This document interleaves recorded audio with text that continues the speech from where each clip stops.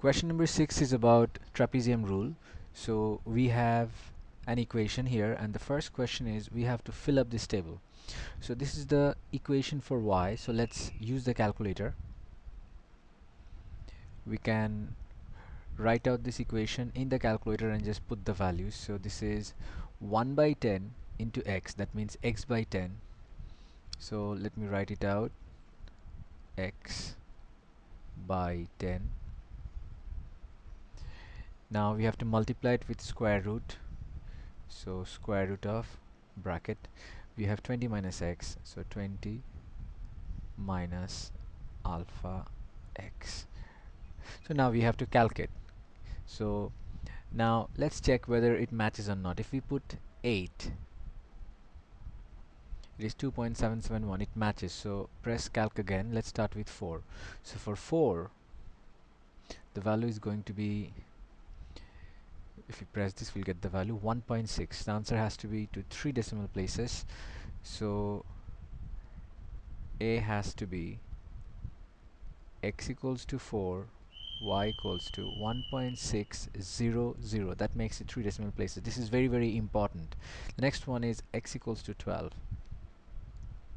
So we can go ahead, press calc, question mark, so x equals to 12, and we are going to get 3.394.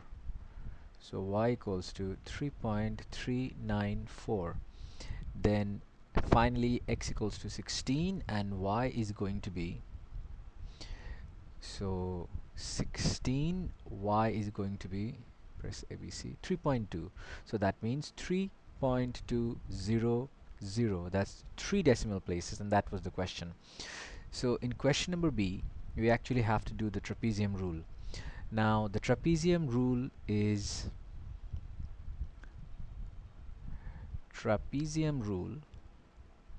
goes like this: area equals to h by 2 y naught plus 2 y1 plus y2 plus how many y's there are plus the last one, supposedly yn.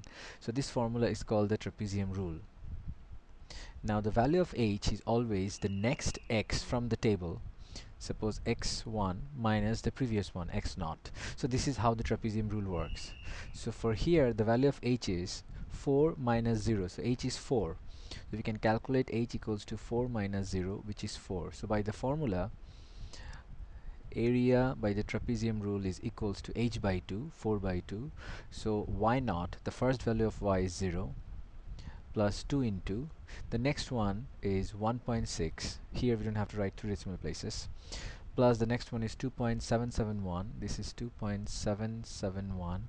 Plus the next is y equals to 3.394. 3.394 plus this one is 3.2, and finally this one is 0. So we can do the calculation very quickly. So let's start with the innermost bracket. It is 1.6 plus 2.771 plus 3.394, 3.394 plus 3.2. So this is equals to this multiplied by 2. There is a 2 outside the bracket, and we have this. Now this is a 0, this is a 0, we don't have to add that. Now multiplied by 4 by 2 outside the bracket. 4 by 2 is 2, so multiplied by 2. So this is going to be 43.86. 43.86. Now using the trapezium rule with all the values in the table to estimate this, we don't have to write down the answer in any special format, so this is going to be the answer. The next question: given that the cross-sectional area is constant and the river is flowing uniformly at 2 meter per second square. Now one information is given here, is no information. This is some sort of a river, and running between parallel banks we have a river. Some sort of an area is represented here, and now what we have to do this, This is like an irregular question. The cross section area is constant, so this is the area of cross section, and the river is flowing uniformly at 2 meter per second. That means 1 second it is moving 2 meter. That means the volume is going to be area of cross section into length, 43.86 into 2 meter. So that is going to be 43.86 multiplied by 2. So 87.72 meter cubed. So this is going to be the volume for 1 second, but the question is find the volume for 1 minute. Find the volume per minute. So if it is for 1 second, then 1 minute means 60 second. It is going to be 87.72 into 60, and the volume is going to be into 60. This is going to be 5263.2, 5263.2, and the answer has to be written down in meter cube. So we should write down the answer. Volume per minute is 5263.2 meter cubed, and the answer has to be in 3 significant figure. So if you write this answer, is going to be wrong. So in 3 significant figure, this is going to be significant is 5, 2, and the 6 is going to be 6 because this is less than 5, and so 3 significant we got it, but this is 5000 and this is 500, so we have to put another 0 and make it 3 significant, so meter cube. So this is the answer. Question number 7 deals with trigonometry. So we have a triangle ABC. It's always a good idea to be able to see the triangle. So ABC, so we know angle ABC, this angle is 0.5 radians. Remember in C2, this sector triangle thing, this is in radians. So we know that angle ACB, this angle is x radians. We know AC is 7, and we know AB is 8. This is all the information that we have. We have to find the, using the sine rule, we have to find this. So using sine rule, remember the sine rule says if you have a triangle, sine ratio of that angle divided by sine ratio of this angle divided by the opposite side equals to sine ratio of this angle divided by the opposite side. Now if you take a look here, angle ABC, I made a mistake. ABC should be this one. This is not ABC. This is ABC. 0.5.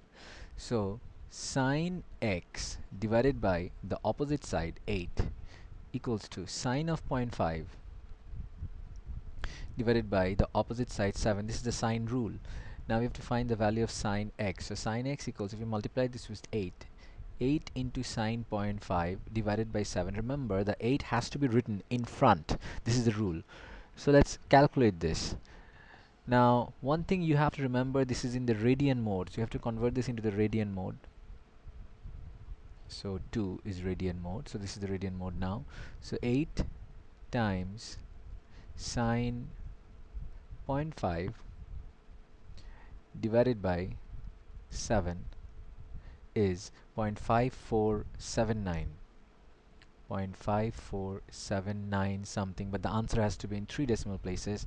So the answer is sine x equals to 0.54, 7 becomes 8, 3 decimal places. Now remember, they didn't ask for x. This is a very common mistake. They asked for sine x, so sine x equals to this. The next question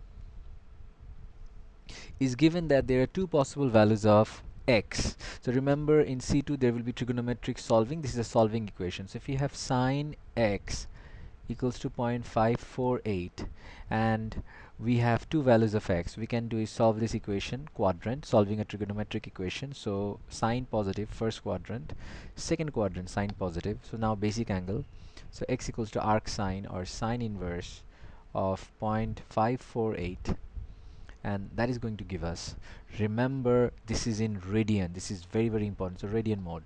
So we can do sine inverse of 0.548, and that is going to be 0.57997.